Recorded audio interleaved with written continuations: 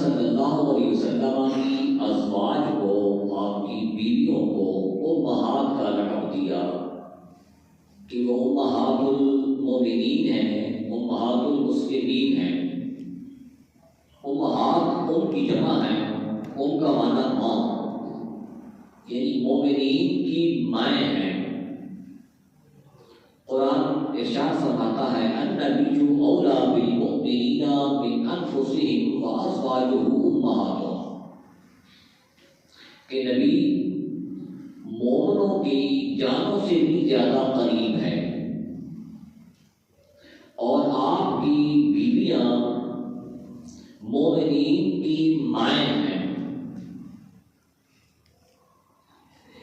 رسول اللہ صلی اللہ علیہ وسلم کی بیویوں کا ادب اور احترام اس لحاظ سے بھی ہمارے اوپر واجب ہے کہ ان کی نسبت، ان کا نسب اب رسول اللہ صلی اللہ علیہ وسلم کے نسب کے ساتھ مل گیا ہے۔ اب ان کی نسبت رسول اللہ کے ساتھ ہے، تو اس وجہ سے اب ان کی عزت، ان کا ادب اور احترام ہمارے اوپر لازم اور فرض ہے۔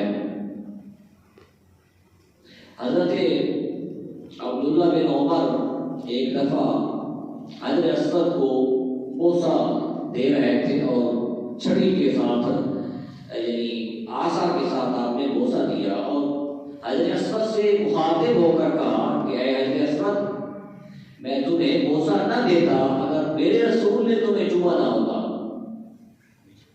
تو رسول اللہ صلی اللہ علیہ وسلم کی جس چیز کے ساتھ نسبت ہوئی، وہ چیز اور اس کا مقام، یہ پچھلا جمعہ پر بھی بیان کیا کہ اس کی عزت اور احترام بڑھ گیا ہے۔ ایسے ہی یہ ازواج مطہرات عام صحابیات کی طرح تھی، عام خاتون جیسے ہوتی ہیں ان کی طرح تھی، لیکن ان کی نسبت جب اور ان کا نسب جب رسول اللہ کے نسب کے ساتھ جڑ گیا، تو اب قرآن نے کہا کہ وہ عام عورت نہیں ہے، وہ عام خواتین نہیں ہیں، بلکہ کیا وازواجہ امہاتہم۔ اور پھر قرآن نے دوسرے مقام پر کیا فرمایا، یا نساء النبی لستن کاحد من النساء ان اتقیتن، کہ اے نبی کی بیویوں لستن کاحد من النساء، اب تم عام عورتوں کی طرح، تمہارا سٹیٹس، تمہارا مقام، تمہارا رتبہ عام عورتوں کی طرح نہیں ہے۔ جیسے عام ایک عورت ہے، اب اپنے آپ کو وہ نہ سمجھو کہ ہم ایک عام خاتون ہیں، عام گھر والی ہیں، نہیں، بلکہ تم اب امہات المومنین تمہارا لقب ہے، اور اب تم تمام مومنین کی مائیں بن چکی ہو۔ اور مفسرین نے، شارحین نے یہ لکھا ہے کہ جس طریقے کے ساتھ انسان اپنی ماں کے ساتھ نکاح نہیں کر سکتا، ایسے ہی رسول اللہ کی بیویوں کے ساتھ نکاح بھی امت پر حرام کر دیا گیا ہے۔ یہی وجہ ہے کہ رسول اللہ صلی اللہ علیہ وسلم کے وصال کے بعد کسی ایک زوجہ محترمہ نے رسول اللہ کے وصال کے بعد کسی سے عقد نکاح نہیں کیا، کیونکہ اب ان کا نکاح کسی مرد سے ہو ہی نہیں سکتا۔ وہ زوجہ محترمہ رسول اللہ کی تھی، اب مومنین کی بھی ماں بن گئی ہے، اس وجہ سے اس سے نکاح حرام ہے۔ پھر فرمایا، یہ بھی لکھا ہے کہ رسول اللہ کی جو بیویاں ہیں ان کا ادب اور احترام ایسے ہی لازم ہے جیسے ایک شخص پر اس کی ماں کا ادب اور احترام لازم ہے۔ تو حضرت خدیجہ الکبریٰ رضی اللہ تعالی عنہا بھی امہات المومنین میں سے ہیں، ام المومنین ہیں، بلکہ رسول اللہ صلی اللہ علیہ وسلم کی حدیث مبارکہ ہے، آپ نے فرمایا کہ تمام عالمین کی عورتوں میں سے حضرت مریم افضل ہے، پھر اس کے بعد فرمایا کہ خدیجہ الکبریٰ افضل ہے، اور تمام امہات المومنین میں سے بھی افضلیت کے اعتبار سے حضرت خدیجہ الکبریٰ کو فوقیت حاصل ہے۔ کیوں کہ رسول اللہ صلی اللہ علیہ وسلم کو جو وفاداری، جو محبت حضرت خدیجہ سے ملی ہے وہ کسی اور آپ کی زوجہ محترمہ سے اس طرح کی نہیں ملی۔ حضرت خدیجہ الکبریٰ رضی اللہ تعالی عنہ قریش خاندان میں سے تھی، اور آپ کے والد کا نام خویلد تھا، اور حضرت خدیجہ رضی اللہ تعالی عنہ نے رسول اللہ صلی اللہ علیہ وسلم سے نکاح کرنے سے پہلے 2 نکاح پہلے ہی کیے ہوئے تھے۔ ایک شوہر کا نام ابو ہالہ ہند تھا، اور دوسرے شوہر کا نام عتیق تھا۔ ہجرت کے بعد دیگرے فوت ہو گئے، اور حضرت خدیجہ الکبریٰ رضی اللہ تعالی عنہا کے والد بہت بڑے مالدار تھے، اور وہ اوائل عمر میں فوت ہو گئے۔ تو اس کے بعد ان کا جو کاروبار تھا، ان کا جو مال تھا، وہ زیادہ حضرت خدیجہ الکبریٰ رضی اللہ تعالی عنہا نے سنبھال لیا، اور وہ وراثتی طور پر جو کاروبار تھا وہ حضرت خدیجہ کے حصہ میں آ گیا۔ اس طریقہ کے ساتھ حضرت خدیجہ الکبریٰ رضی اللہ تعالیٰ عنہ مکہ کی متمول اور مالدار خاتون تھی، اور آپ مکہ کی ان چند خواتین میں سے شامل تھی جو تجارت کرتی تھی، جو کاروبار کرتی تھی اپنے بلبوتے کے اوپر۔ تو حضرت خدیجہ کا جو نام تھا مکہ میں وہ بہت ایک سمجھے کہ چند نمایاں ناموں میں سے ایک نام تھا اسلام سے پہلے بھی۔ اس کی وجہ یہی ہے جیسا کہ آج ہم اپنے ماحول کو دیکھتے ہیں کہ ہمارے پاس جو بڑے بڑے کاروباری حضرات ہیں، بڑے بڑے بزنس مین جو گروپ ہیں، ہم ان کو جانتے ہیں، چاہے ان سے نہیں ملے لیکن ان کے نام کی شہرت ہو جاتی ہے۔ ایسے ہی حضرت خدیجہ کا جو نام تھا وہ بھی مکہ میں مشہور نام تھا، چونکہ آپ کا مال شام اور دوسرے ملکوں، دوسرے صوبوں، دوسرے شہروں میں جاتا تھا، اس وجہ سے بھی آپ کا جو ہے وہ نام مشہور تھا۔ حضرت خدیجہ کا نام تو خدیجہ ہے، اس لفظ کو بعد میں خدیجہ بھی پڑھا ہے، خدیجہ، لیکن ہماری اردو میں خدیجہ الکبریٰ اس کا استعمال ہے۔ آپ کا ایک نام ام ہند، چونکہ یہ ان کے بیٹے تھے اس وجہ سے یہ ان کی کنیت ہے ام ہند۔ طاہرہ آپ کا لقب ہے، طاہرہ کا معنی ہے پاک، یعنی حضرت خدیجہ ایک ایسی خاتون تھی جس کے کردار کے اوپر، جس کی عزت اور عصمت کے اوپر مکہ میں سے رسول اللہ کی نکاح کرنے سے پہلے بھی کسی نے آپ کے اوپر انگل تک نہیں اٹھائی تھی۔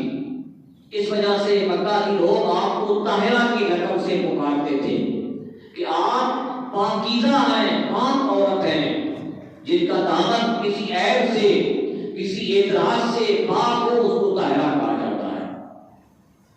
آپ کا ایک لقب سیدہ تو قریش کی سردار عورت بھی ہے۔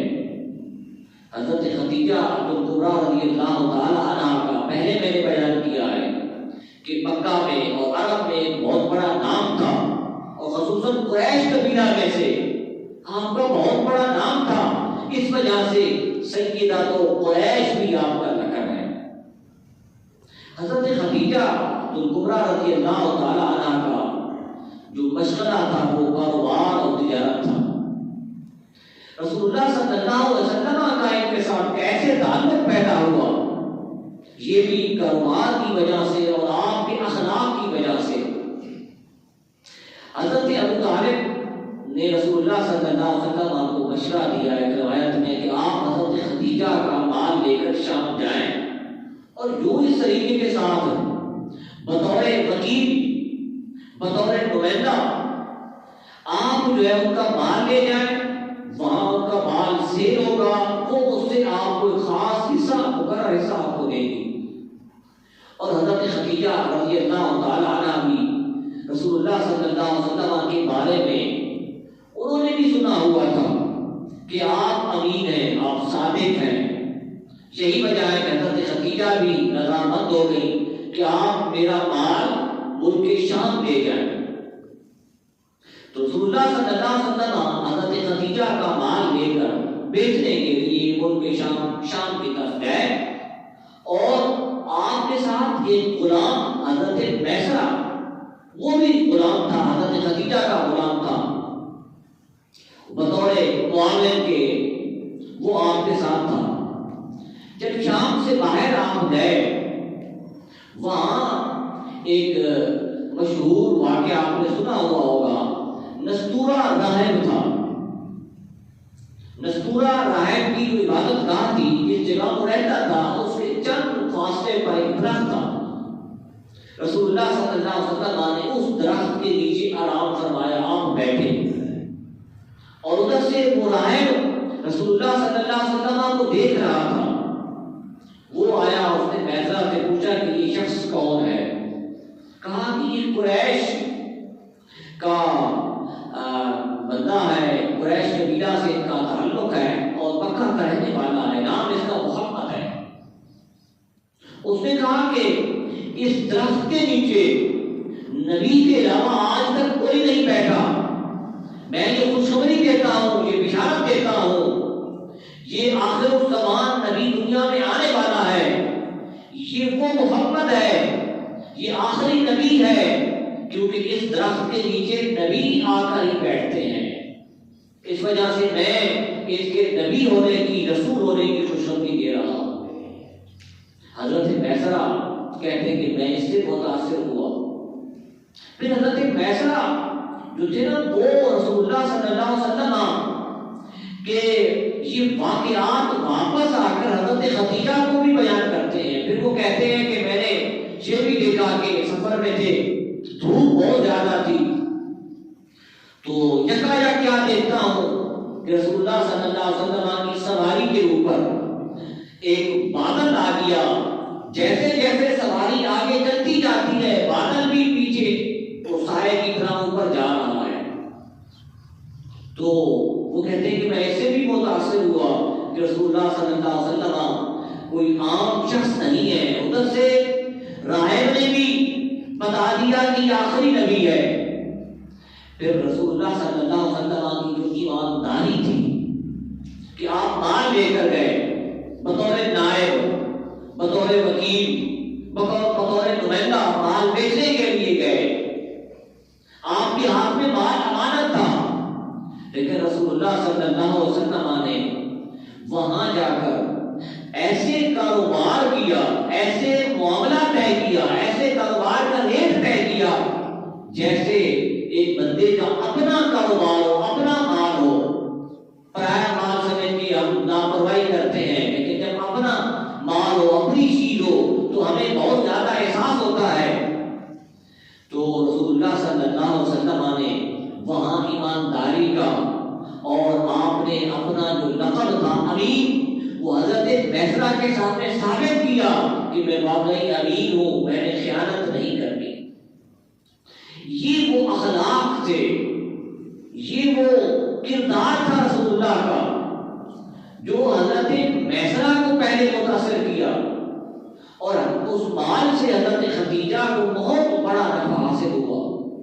رسول اللہ صلی اللہ علیہ وسلم نے حضرت خدیجہ کے مال کی حفاظت بھی کی، اور مال کو اچھے ریٹ کے ساتھ، اچھے دام کے ساتھ سیل بھی کیا، بیچا بھی۔ اور واپس آ کر حضرت میسرہ نے رسول اللہ صلی اللہ علیہ وسلم کی پوری آداب، اخلاص، آپ کے جو یہ معجزات تھے، وہ بھی حضرت خدیجہ کو آ کر بتائے۔ تو اس طریقہ کے ساتھ حضرت خدیجہ رضی اللہ تعالیٰ عنہ رسول اللہ صلی اللہ علیہ وسلم کے بارے میں آپ یہ سوچنے لگے کہ یہ عام انسان نہیں ہے، کیونکہ یہ اخلاق، یہ عادات اور یہ معجزات جو ہیں کسی عام بندے کے اندر نہیں پائے جاتے کہ جس شخص کے بارے میں شام کے راہیں بھی بشارت دے رہے ہیں یہ آخری نبی ہے، یہ آخری رسول ہے، کیوں نہ ہو میں محمد بن عبداللہ سے نکاح کر لوں، عقد کر لوں۔ یہ بھی تاریخ کی سیرت کی کتابوں میں لکھا ہے کہ حضرت خدیجہ کے پہلے دو شوہر جب دنیا سے چلے گئے تو انہوں نے فیصلہ کر لیا تھا کہ میں نے اب کسی اور سے نکاح نہیں کرنا، لیکن رسول اللہ صلی اللہ علیہ وسلم کے اخلاق کو دیکھ کر، آپ کے آداب کو دیکھ کر، آپ کے معجزات کو دیکھ کر سن کے وہ ان کا شاید شوق پیدا ہوا کہ میں آپ سے نکاح کروں۔ حضرت ابو طالب نے آپ کا خطبہ پڑھا، 500 درہم، ایک روایت ہے کہ 500 درہم حق مہر مقرر ہوا، دوسری روایت یہ بھی ہے کہ 20 اونٹ رسول اللہ صلی اللہ علیہ وسلم نے بطور حق مہر دیے۔ اور حضرت خدیجہ سے ایک رسول اللہ نے پوچھا کہ آپ نے کیوں مجھ سے یہ نکاح کا اظہار کیا ہے؟ تو حضرت خدیجہ کے وہ الفاظ ہیں، وہ کہتی ہے رغبت فیک بقرابتک، آپ کی قرابت کی وجہ سے، آپ کی قربت کی وجہ سے میری رغبت پیدا ہوئی، وشرفے کا فی قومے کا، آپ اپنی قوم میں سب سے معزز ہیں، اس وجہ سے مجھے اچھا لگا کہ میں آپ سے نکاح کروں۔ پھر کیا فرمایا؟ وہ امانت کا، آپ امین ہیں، آپ میرا مال لے گئے ہیں، آپ کے اندر امانت والی صفت بدلتے عمل میں نے دیکھی۔ اور آخر میں کیا کہتی ہیں؟ وہ حسن خلق کا، آپ کا اخلاق میں دیکھ کر متاثر ہو گئی۔ پھر کہتی ہے وصف کے حدیث کا، آپ کی بات کی سچائی میں دیکھ کر متاثر ہو گئی۔ یہ حضرت خدیجہ رضی اللہ تعالیٰ عنہ نے جو نکاح آپ سے کیا، آپ سے جو شادی مبارک کی، اس کی وجہ یہ ہے کہ رسول اللہ صلی اللہ علیہ وسلم کے اخلاق سے، کردار سے، معجزات سے متاثر ہو کر انہوں نے نکاح کیا ہے۔ ورنہ میں نے یہ روایت بیان کی ہے، وہ کہتی ہے کہ میں نے 2 شوہر جب میرے دنیا سے چلے گئے تو میں نے فیصلہ کر لیا تھا کہ کسی سے نکاح نہیں کرنا، اور ان کی حضرت خدیجہ کی پہلے اولاد بھی تھی۔ پھر حضرت خدیجہ نے جیسے اسلام کو قبول کیا، اور یہ بھی ہے کہ تمام دنیا میں سے سب سے پہلے اگر کوئی سوال کرے کہ کس نے اسلام قبول کیا ہے، وہ حضرت خدیجہ ہے۔ عورتوں میں سے یہ کہا جاتا ہے، عام مشہور روایت ہے، عورتوں میں سے حضرت خدیجہ نے، بچوں میں سے حضرت علی نے، بڑوں میں سے حضرت ابوبکر نے، غلاموں میں سے حضرت زید نے، یہ روایت ہے۔ لیکن اگر صحیح معنی میں بخاری کی روایت دیکھی جائے کہ جب رسول اللہ صلی اللہ علیہ وسلم پر پہلی وحی نازل ہوئی، وحی نازل ہونے کے بعد آپ گھر آئے، گھر آنے کے بعد آپ نے کیا فرمایا؟ سب کے دونی، سب کے دونی۔ حضرت خدیجہ کو آپ نے ارشاد فرمایا کہ مجھے چادر اوڑھائیے، مجھے سردی لگ رہی ہے۔ اور حضرت خدیجہ کو رسول اللہ صلی اللہ علیہ وسلم نے جو غار میں حضرت جبریل آپ کے پاس آئے، وہ پورا واقعہ آپ کے سامنے بیان کر دیا کہ ایسے جبرائیل آئے۔ تو اس وقت حضرت خدیجہ نے رسول اللہ صلی اللہ علیہ وسلم کو جو حوصلہ دیا ہے وہ الفاظ بھی سننے والے ہیں۔ حضرت خدیجہ کیا فرماتی ہیں کہ اللہ تعالیٰ آپ کو اکیلا نہیں چھوڑے گا، کیوں کہ آپ صلہ رحمی کرتے ہیں، آپ کے اندر یہ صفت پائی گئی ہے کہ آپ صلہ رحمی کرتے ہیں۔ دوسرا یہ ہے کہ جو کمزور لوگ ہیں ان کا آپ بوجھ اٹھاتے ہیں، اللہ کیسے آپ کو چھوڑے گا؟ پھر فرمایا کہ جو خالی ہاتھ ہیں ان کے ہاتھوں کو آپ بھر دیتے ہیں، ان کی مدد کرتے ہیں۔ پھر فرمایا کہ آپ تو مہمان نواز ہیں، آپ مہمانوں کی میزبانی کرتے ہیں۔ پھر فرمایا کہ حق کے راستے میں جو بھی مصیبت ہوتی ہے آپ اس کی مدد کرتے ہیں۔ یہ حضرت خدیجہ نے رسول اللہ صلی اللہ علیہ وسلم کے بارے میں کہا۔ اور پھر یہ بھی ہماری سوسائٹی کا بھی، دنیا جہان کی سوسائٹی کا یہ المیہ ہے، یہ بھی کہا جاتا ہے کہ باقی لوگ جو ہے بندے کے اوپر مطمئن ہوتے ہیں، لیکن اس کی بیوی جو ہے، اس کی گھر والی خلوخال کبھی کبھی جو ہے وہ مطمئن ہوتی ہے، وہ شکایت کرتی رہتی ہے۔ یہ حضرت خدیجہ رضی اللہ تعالیٰ رسول اللہ کی بیوی ہے، اور وہ آپ کے بارے میں کس خوبصورت الفاظ میں آپ کا تذکرہ کر رہے ہیں۔ حضرت خدیجہ رضی اللہ تعالیٰ عنہ نے اسلام کو کیسے مضبوط کیا؟ دو طریقوں کے ساتھ۔ ایک تو یہ ہے کہ رسول اللہ صلی اللہ علیہ وسلم کے اوپر جب پتھر پھینکے جاتے، رسول اللہ کو جب تکلیفیں دی جاتی، رسول اللہ کو طرح طرح کی آپ کے راستے پہ کانٹے بچھائے جاتے، جب رسول اللہ صلی اللہ علیہ وسلم گھر تشریف لاتے تو گھر میں وفادار بیوی حضرت ام المؤمنین خدیجہ کبریٰ آپ کو حوصلہ دیتی، آپ کو تسلی دیتی۔ جیسے ہی کوئی تکلیف مکہ والے آپ کو دیتے، حضرت خدیجہ آپ کو حوصلہ دیتی کہ یا رسول اللہ آپ کو کچھ نہیں ہوگا۔ یہ رسول اللہ صلی اللہ علیہ وسلم کے گھر میں جو سب سے زیادہ حوصلہ دینے والی تھی حضرت خدیجہ تھی۔ کیوں کہ رسول اللہ صلی اللہ علیہ وسلم کے والدہ اور والد، وہ پہلے پھر حضرت دادا کا انتقال ہو گیا تھا، عبد المطلب کا انتقال ہو گیا تھا، جو سب سے بڑا سہارا تھا وہ حضرت ابو طالب اور حضرت خدیجہ کا تھا۔ تو حضرت خدیجہ رضی اللہ تعالیٰ عنہ نے رسول اللہ صلی اللہ علیہ وسلم کی خاطر اپنا مال قربان کر دیا۔ یہ روایت پڑھی ہے کہ رسول اللہ صلی اللہ علیہ وسلم سے جب نکاح کا عقد اظہار کیا حضرت خدیجہ نے تو آپ نے کیا فرمایا؟ میرے پاس تو مال نہیں ہے، میرے پاس تو کچھ نہیں ہے۔ فرمایا کہ میرا مال جو ہے وہ آپ کا ہے۔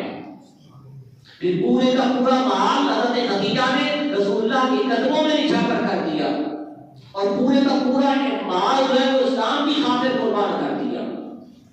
اور رسول اللہ صلی اللہ علیہ وسلم کو حضرت خدیجہ سے بہت زیادہ محبت تھی۔ آپ کے فوت ہونے کے بعد بھی حضرت عائشہ کہتی ہیں کہ مجھے کسی رسول اللہ صلی اللہ علیہ وسلم کی باقی جو ازواج مطہرات تھی کسی پر غیرت نہیں آئی۔ غیرت کا مطلب یہ ہے کہ مجھے کسی پر رشک نہیں آیا جتنا حضرت خدیجہ پر آتا ہے۔ کیوں کہ جیسے ہی ہمارے گھر میں کوئی گوشت آتا، رسول اللہ صلی اللہ علیہ وسلم حضرت خدیجہ کی جو سہیلیاں ہوتی تھی، دوست تھی، ان کے گھر بھجواتے۔ اور ایک دن میں نے کہا کہ آپ تو حضرت خدیجہ کو بہت زیادہ یاد کرتے ہو۔ رسول اللہ نے کیا فرمایا؟ فرمایا کہ اے عائشہ، خدیجہ نے اس وقت میری مدد کی ہے جس وقت میری کوئی مدد کرنے والا نہیں تھا، اور خدیجہ نے اس وقت مجھے مال دیا ہے جب میرے پاس کچھ نہیں تھا، اس وجہ سے میں خدیجہ کو آج یاد کرتا ہوں۔ حضرت خدیجہ رضی اللہ تعالیٰ عنہ کا بہت بڑا مقام ہے، ہاں بہت بڑی سخی تھی۔ ایک دفعہ حضرت حلیمہ سعدیہ رسول اللہ صلی اللہ علیہ وسلم کی ماں مکہ میں تشریف لائی۔ رسول اللہ صلی اللہ علیہ وسلم کی ماں کی حضرت خدیجہ نے جو عزت اور احترام کی ہے، یہ سن کر آپ حیران رہ جائیں گے کہ حضرت خدیجہ کبریٰ رضی اللہ تعالیٰ نے حضرت حلیمہ سعدیہ کو 40 بکریاں اور 1 اونٹ وہ دے دیے بغیر کسی معاوضہ کے، بغیر کسی لالچ کے۔ اتنی وہ سخی تھی، اور رسول اللہ صلی اللہ علیہ وسلم کی والدہ کے ساتھ اتنا ان کا پیار اور محبت تھی، رضائی ماں تھی کہ 40 بکریاں اور 1 اونٹ دے دیے۔ اس سے ایک مسئلہ یہ بھی معلوم ہوتا ہے کہ حضرت خدیجہ، حضرت حلیمہ جو ہے وہ ایک طرز کی حضرت خدیجہ کی ساس بن گئی، کیونکہ رضائی ماں تھی۔ تو حضرت خدیجہ نے رسول اللہ کی رضائی ماں کا اتنا احترام کیا ہے، تو بطور بیوی آج بھی عورتوں پر لازم ہے کہ وہ اپنی ساس کو ایسے ہی ان کی عزت کریں جیسے حضرت خدیجہ نے اپنی ساس رسول اللہ کی ماں کی عزت اور احترام کیا ہے۔ حضرت خدیجہ رضی اللہ تعالیٰ عنہ کی بہت بڑی قربانیاں ہیں۔ رسول اللہ صلی اللہ علیہ وسلم نے ان کے بہت سے مناقب بیان کیے۔ ایک حدیث مبارکہ ہے، رسول اللہ نے کیا فرمایا کہ تمام عالمین میں سے سب سے افضل جو ہے وہ حضرت خدیجہ کبریٰ رضی اللہ تعالیٰ عنہ ہے۔ نبی کریم صلی اللہ علیہ وسلم کی جو اولاد تھی سوائے ایک بیٹے کے، آپ کے 4 بیٹیاں اور 2 بیٹے حضرت خدیجہ کبریٰ رضی اللہ تعالیٰ عنہ کے بدن مبارک ہیں۔ اور رسول اللہ صلی اللہ علیہ وسلم حضرت خدیجہ کے ساتھ کتنی محبت تھی، اس سے بھی آپ تعالیٰ نے 11 نکاح فرمائے، عقد کیے، اور جب تک حضرت خدیجہ زندہ رہی رسول اللہ صلی اللہ علیہ وسلم نے کوئی اور نکاح نہیں فرمایا۔ حضرت خدیجہ کے زندہ ہوتے کوئی اور نکاح نہیں فرمایا۔ ایک وجہ یہ بھی تھی کہ حضرت خدیجہ کی جو وفات تھی، جو حضرت خدیجہ کی رقابت اور محبت تھی، اس وجہ سے بھی۔ دوسرا، حضرت خدیجہ رضی اللہ تعالی عنہ کا شان جو ہے رسول اللہ صلی اللہ علیہ وسلم اپنی امت کے سامنے بیان کرنا چاہتے تھے کہ یہ خدیجہ ہیں جنہوں نے اسلام کی اشاعت میں اتنا کردار ادا کیا ہے، میں نے آج ان کو مقام دیا ہے۔ حضرت خدیجہ نے بہت بڑی قربانی دی ہے۔ وہ زمانہ، وہ ماحول، ذرا اس ماحول کو تصور میں لائیں جب پورا قریش رسول اللہ کی مخالفت کر رہا تھا۔ رسول اللہ صلی اللہ علیہ وسلم کے سگے چچے آپ کو قتل کرنے پر تلے ہوئے تھے۔ دوسری طرف حضرت خدیجہ کا خاندان بھی تھا، وہ بھی آپ کی دشمنی میں تھا۔ پورا عرب، پورا مکہ، پورا قریش آپ کی دشمنی کر رہا تھا۔ اس وقت حضرت خدیجہ نے آپ کا ساتھ دیا، اور جب حضرت خدیجہ کبریٰ رضی اللہ تعالی عنہا اس دنیا سے گئی، رسول اللہ صلی اللہ علیہ وسلم نے اس سال کو عام الحزن کا سال دیا، بے غم کا سال ہے، کیونکہ حضرت خدیجہ بھی دنیا سے چلی گئی اور حضرت ابو طالب کا سہارا تھا وہ بھی چلے گئے۔ یہ رسول اللہ صلی اللہ علیہ وسلم کی زوجہ محترمہ کا انتقال 10 رمضان المبارک کو ہے۔ آج ہم ان کا تذکرہ اس وجہ سے کر رہے ہیں کہ آج جو اسلام ہمارے پاس پہنچا ہے، اس کی اشاعت نے اس اسلام کے درخت کو بڑا کرنے میں سب سے بڑا کردار جو خواتین میں سے ہے وہ حضرت خدیجہ کا ہے۔ دعا ہے کہ اللہ تبارک و تعالیٰ آپ کے درجات کو بلند کرے اور ہمیں اور خاص طور پر ہماری خواتین کو